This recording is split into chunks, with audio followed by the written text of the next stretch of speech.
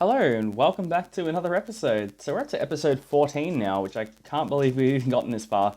So you're listening to Josh Talks About Stuff. So this is a show where, well, it's all in the title, Josh definitely talks about stuff.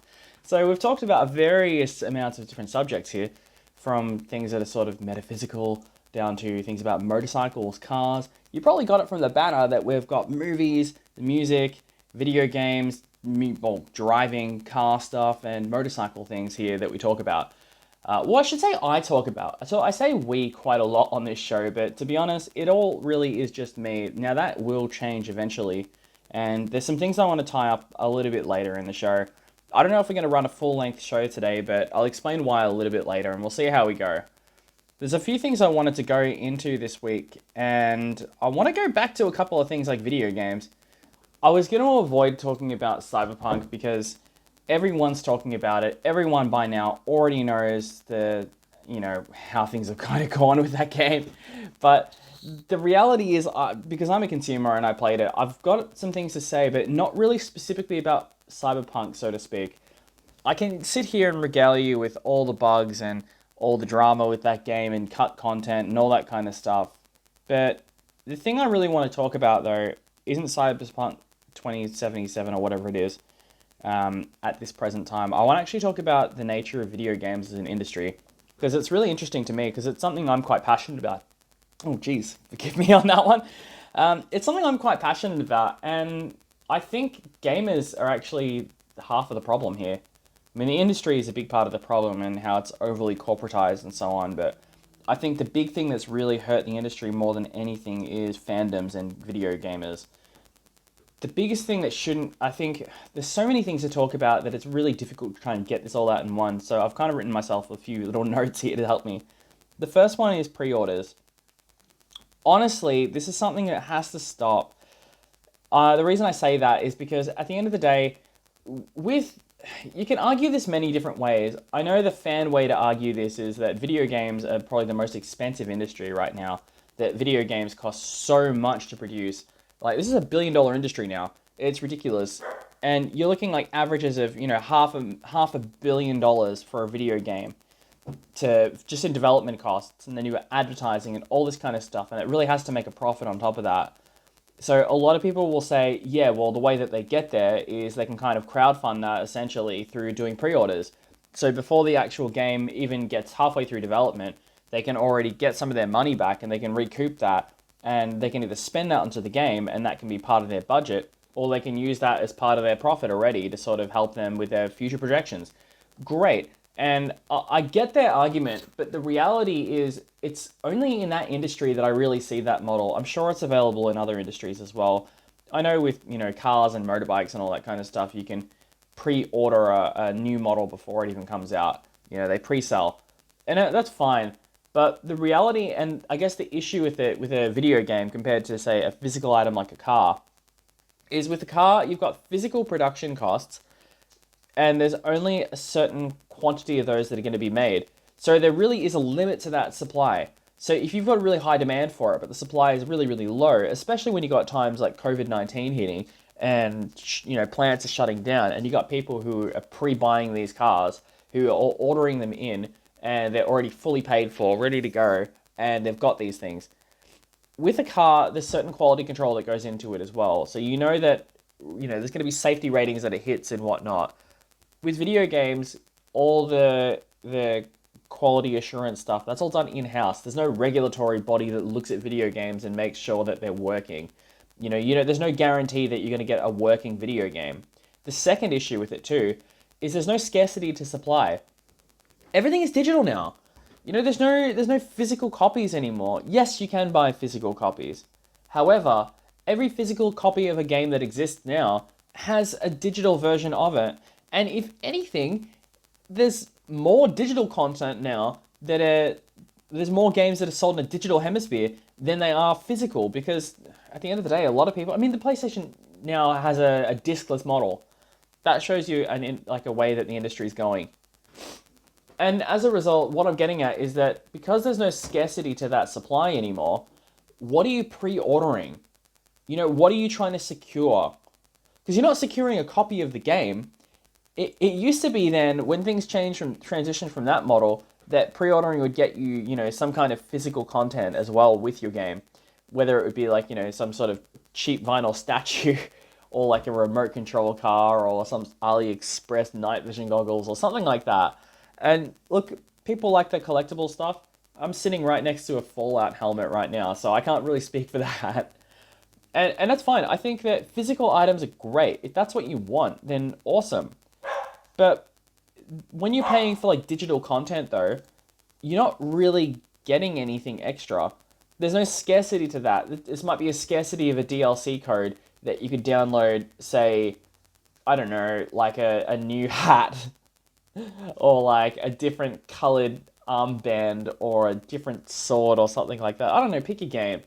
It's usually like a skin. It's usually a cosmetic item. It's nothing that really gives you like a physical player advantage or anything like that. So the reality is I'm getting at is you're really getting nothing. You're not getting much for your money at all. And I find that really depressing.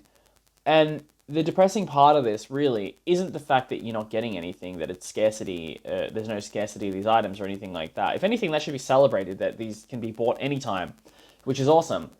The downside to all of this, really, it comes down to the fact that if you're giving someone money for a service, but then there's no obligation for you to actually deliver on that service, then the quality can't really be assured at that point. And I think Cyberpunk's a great example of that. There was delay after delay after delay, and that's fine. People knew that this game was going to probably fall apart, and there was a lot to put into it as well. But this goes for every game that has a pre-order as well. How many games have we seen that have been in early access on Steam? And when they've come out, they've gone from early access to just stayed in development hell of early access. And people have paid like $5, $10, $15, $30, $60 for some of these games. And the reality is nothing's come out. It's just been like a slow drip feed of content. And because nothing is assured as well, then eventually they say, oh yeah, 1.0 patch is out. The game's no longer alpha or beta. It's full release. And it's just really slapped together. It doesn't feel like a completed project. It doesn't feel like a finished product. And that's because essentially they've got your money. What incentive is there? What incentive is there to deliver? They already have it. And I just find that it's deplorable in my book in terms of the fact that you can not deliver on a service. And I find that really, really sad. In Cyberpunk's case as well, I think the real issue there is also the deceptive marketing that went into it as well, showing essentially content that was not indicative of the final product. There was no console footage of this game, yet people can argue, and I've heard this straw man argument thrown at me as well, saying that like, oh, well, if you expected it to work on current gen consoles, then, that's on you. Well, not really.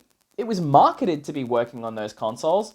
It was marketed as being a full PlayStation 4 and Xbox release. And it has that branded on the case as well. And the fact that CD Projekt Red, on top of that, the developer, they actually prevented people from using footage of those console versions for the actual reviews, I find that stilts the image of what the product is going to be. So then people are buying something now without actually seeing what it is, with a false expectation, and I think that's almost getting into scam territory, which that's terrifying. And if that can happen to a company this big, and I know there's class action lawsuits and so on going, and I love CD Projekt Red as a developer as well, and I find that exceedingly sad that this is happening. But the thing is, someone's got to take the fall for it. And you could argue that, well, how come Bethesda have been getting away for this for years? How come Ubisoft have been getting away for this for years? Well, the thing is, they shouldn't be getting away with this. And hopefully, in the fallout of all of this, is that these companies wise up to that and then stop doing that. And I hate that CD Projekt Red has to take the fall for everyone else who's done the same thing. But the reality, to me, it really comes down to the fact that if no one takes responsibility for this, and it just gets another pass, someone has to pay for it, and someone has to pay for it hard. Otherwise, practice is never going to change. But I do worry that it's never going to change anyway, though, and that comes down to the toxic fandoms, because all I see is justification for all these types of things.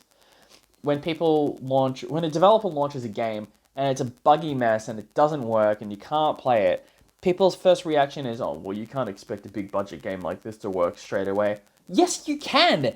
You can definitely imagine that it's going to work. You can definitely have that expectation because you're handing over your money. And these games aren't cheap, mind you. I mean, look at PlayStation 5 titles now going to like $130 for Demon Souls. That's ridiculous. Games should not cost this much money. Because the reality of, oh god, I gotta find another word than reality. I'm getting angry. But the thing is, the development costs are really high. However, this is one of the most lucrative industries in the world now. We're talking about $1 billion profit industry. Yeah, profit. I'm not talking about $1 billion just full revenue or $1 billion net. I'm talking like gross. I mean, I'm talking net profits here. This is $1 billion in the green. This is huge. So where is that money going? You even see that in games like games as a service games like GTA Online, which used to be GTA 5. And I feel like the fandoms have created this monster. I'll give you a great example of how this happens. Is when you look at games as a service models, and if you guys don't know what games as a service is, it's kind of complicated to explain because I guess you could easily mix this up with an MMO or something like that. That essentially all online video games like that have a subscription model and whatnot, they technically are games as a service, but it doesn't. They all are games as a service, but not all of those are games as a service. Essentially, I know that sounds really complicated, but think about it this way: if a video game is online and it's trickle-fed content and you've got it with ways to monetize the game in-game itself, then it's games as a service. Whether that's a free-to-play model with microtransactions in it, or whether that's a paid-for game with extra downloadable content that's added into it through seasons in the game, like, for instance, say Call of Duty Warzone or something like that, or whether it's Grand Theft Auto Online, which is the one I'll be talking about in a moment as being one of the biggest problems, or say like a free-to-play model like Orcs Must Die, or any of those games like that. They're all games as a service. But it comes down to because there's good ways of doing a games as a service. And I think a great way of having a games as a service model would be like Apex Legends or, for instance, Fortnite or something like that, where the game is a free-to-play game, but they fund the game through different content that's pretty much just aesthetic. So then you can, if you want to, you can pay real money for extra skins or different cosmetic content and all that kind of stuff, which doesn't give you a performance advantage in the actual game itself. But what it does do is it allows you to, have that little flare of excitement in the game of, something that looks a bit different, something that kind of speaks to you. And I think that's fine. That's a great way of doing it where it's harmless, because it's not hurting the people who don't want to pay for it, but it's also not favoring the people who do pay for things. However, that model can get really, really tarnished when you look at games like GTA 5's online mode, GTA Online. Got to remember, first off, Grand Theft Auto Online is not a free-to-play game. Grand Theft Auto Online comes with GTA 5, and then there's also a paid version of, I think it's like a separate version they're launching, or maybe have launched, of just GTA Online on its own. However, in its current form, as far as I'm aware, it has to come with GTA 5, which is a full-priced game. This is a game that started on PlayStation 3. This PlayStation 3 game launched like 8 years ago. And it was a broken mess when it launched, but it was just like an extra mode that was patched into the game. Anyway, the big issue that I'm talking about here with the games as a service side of it is really that it kind of transitioned the franchise into something that it kind of wasn't. GTA as a franchise, it used to be a send-up of American pop culture, capitalism, consumerism, and all these kind of different commentaries on American society and whatnot. And a lot of industries as well. It's sent up of big businesses and all that kind of stuff. However, it's almost become a parody of itself. And even the name as well, Grand Theft Auto, meaning you can steal cars in the game, and that's what the kind of gimmick of the game always was, that you could just go out, grab a car, and then use it as a utility to get to wherever you wanted to go to. You could do races and stuff in it as well, you could throw them around, all that kind of stuff, get into cop chases. Then the online component became more about just buying cars. Because you can steal cars in the online mode. However, you can't really garage most of them unless they're like the really low tier crap cars. So you've created this game now where to do that though, it's got paywall after paywall. So like an example of a paywall really in that game would be the fact that okay, so I want to buy a car, great, but I need a garage though, so I need to buy an apartment or a house or something that has a garage. All right, great. So now my say however many $1,000 car, $60,000 car, $100,000 car, or $1 million car. Now I need to buy like a $500,000 apartment to do that. So or like a $30,000 garage or something like that. So your cost of it goes up and up and up and up. But then it gets worse though. So on top of even owning the car, you also have to pay for having the house. You get charged like fees for having a garage and mechanic fees. Yeah, so these are things that you can't turn off. And then on top of that, you have to pay insurance as well. And then if you write your car off, you have to pay an excess on that, which is insane. And then on top of that as well, it gets deeper. So there's vehicles in the game that advertise as having like missiles and all these kind of things on them, but you want to buy them. You can't just straight up buy them. You need to buy like, okay, I buy them, but I need to own a certain vehicle to be able to house that vehicle. So I can't buy X without like a bunker or a hangar or anything like that. So now it's paywall that, but then it gets worse with some of them where, for instance, I want to buy this special like flying bike, but then to modify it, I need to buy this other vehicle called a terabyte, which is like this armored command center. And then to house that, I need to buy, I think, a bunker or a, I forget what they're called, like this old like missile silo thing under the ground, and like a Cold War thing. But you got to buy that place, and then you got to research things, and it just adds like millions to that price. And then you got to spend money on the mods as well. It just goes up and up and up and up and up. And that's an example of like a bad games as a service. Because you're looking at that, because it essentially is trying to manipulate people into microtransactions because there's so much grinding that's involved to actually get to anywhere in that game that actually makes it kind of, to actually make money. Yeah, you can do things in that game to try and make money. For instance, you can do stuff like the casino heist over and over, and then there's other ways to make money, but the amount of money versus the amount of time that you're putting into it, it feels like work. And yeah, it's one thing to say, yeah, it's okay to put work in for money, but this is a video game. I put work in for real money in my real life. I don't want to have to work in a game. To me, it's an escapism.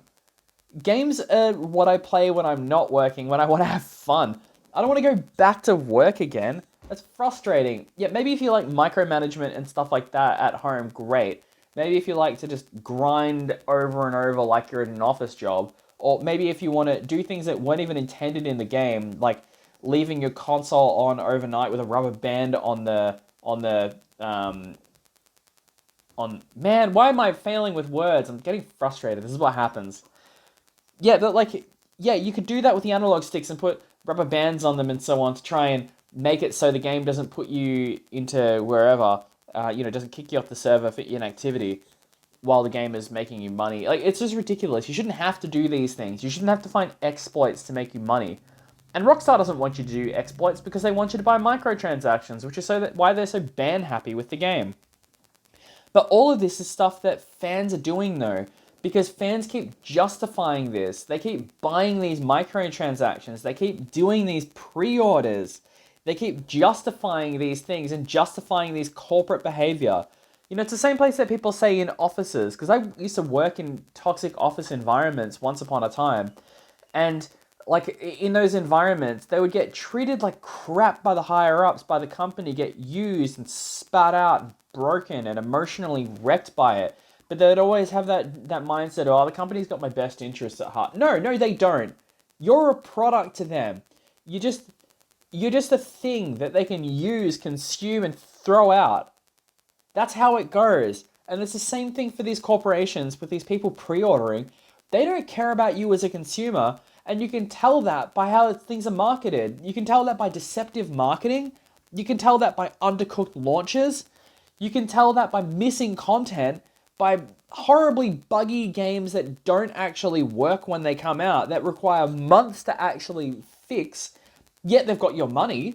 they don't have any problem with that. They don't say to you, well, we'll actually give you back your money until a game works.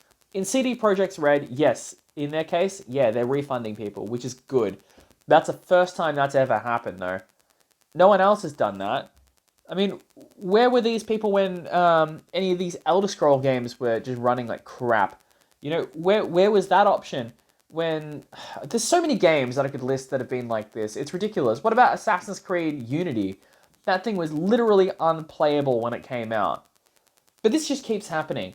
And I feel like as long as dumb gamers can keep going out there and then buying stuff with this dumb consumerist mindset and trying to justify their purchases, then nothing is going to change. It's just going to stay that way, just ever and ever and ever with video games, and it makes me quite cynical about it.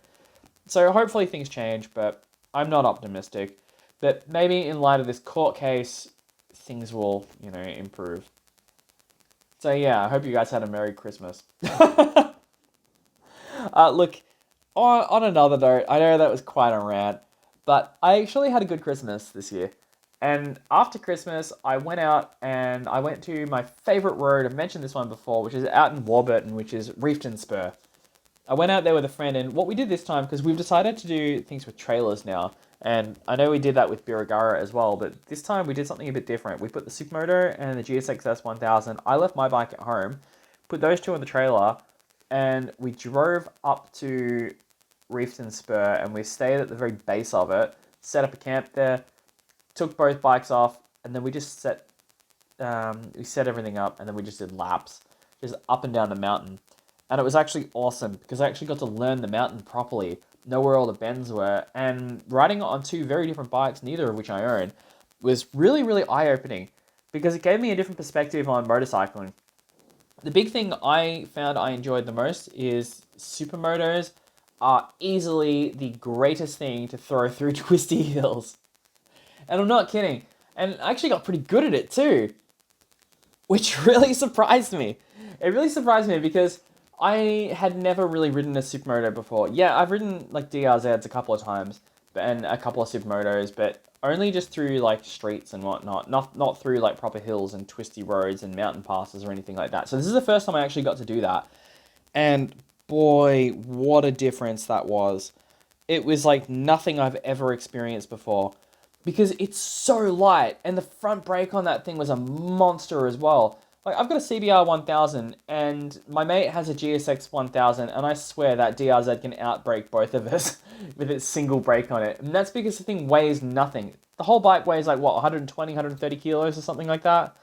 It weighs hardly anything, and it's got a big single in it as well, a single cylinder 400, which is relatively high compression as well. So when you're off the throttle, because it's so lightweight and because of the compression, it's almost like it brakes itself very quickly. The engine braking is pretty severe, and because of the wind resistance on such a light bike as well, it just instantly slows down. So the second you're off the throttle, it's almost like stabbing the brakes, which is pretty cool. I hear the same thing about lightweight cars like Ariel Adams and stuff as well, that the second that you get off the throttle, it's like hitting a brake because it's just so lightweight.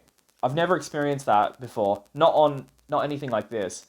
And coming into corners as well, like the brakes on it, I found I hardly even had to touch the brakes, which is very strange for me because every single corner, I'm pretty much always on the brakes, always trail braking in. But I found with most of these corners, I was just easing off throttle, just tipping the front end, and then just, throttling straight out of there, and it was just amazing.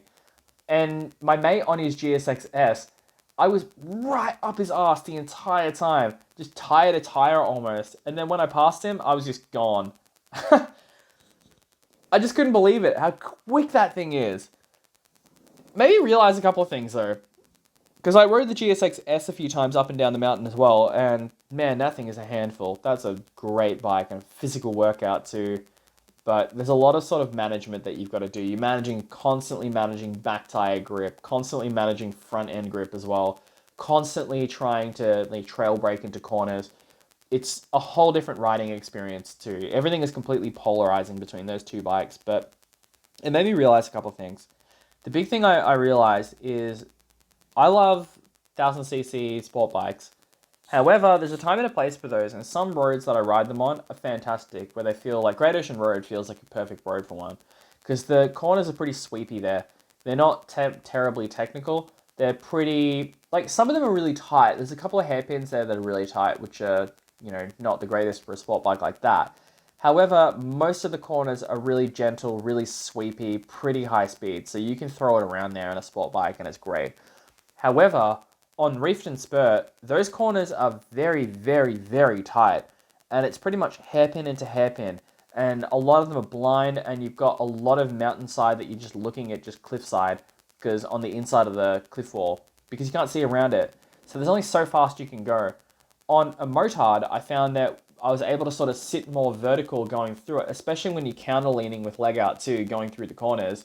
You've got a lot more visibility and you can actually see around the mountain face a lot further. So that's a huge advantage.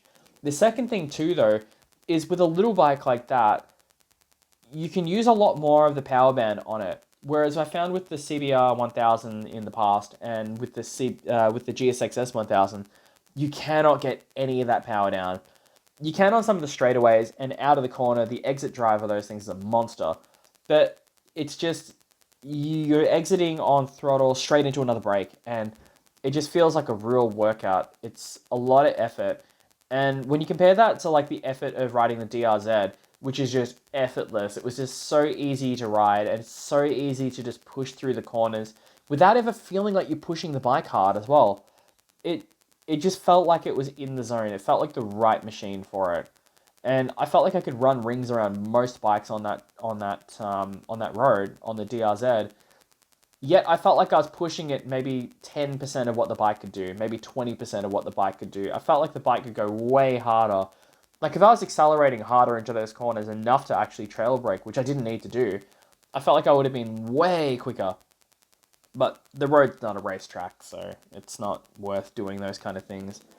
I'm not ready to send my way into an early grave.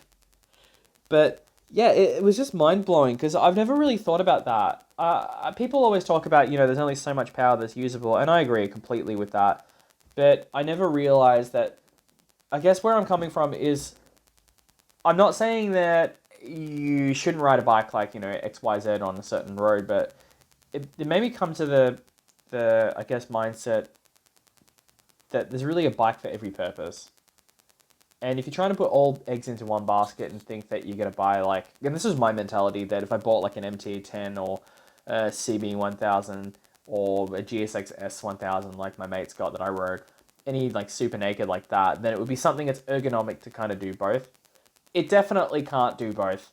It's great as a sport bike and it's great as an ergonomic sport bike, but it's definitely not going to be it's not nimble enough to get through corners like that. It's not nimble enough to do it. It's got too much torque. It's got too much power. It's too heavy for those kind of things. The wheelbase is too long. It doesn't turn in as sharp. No matter how you've tuned the suspension, it's never going to give you that same ease of riding that the motard's going to in tight corners like that. And likewise, the same thing goes for like big throwing, big sweeping turns as well. You're never really going to get that same kind of experience that you're going to get on a sport bike that you would on a DRZ or something like that, like a supermoto. Because the supermoto is not going to be able to do it because it doesn't have the torque in it.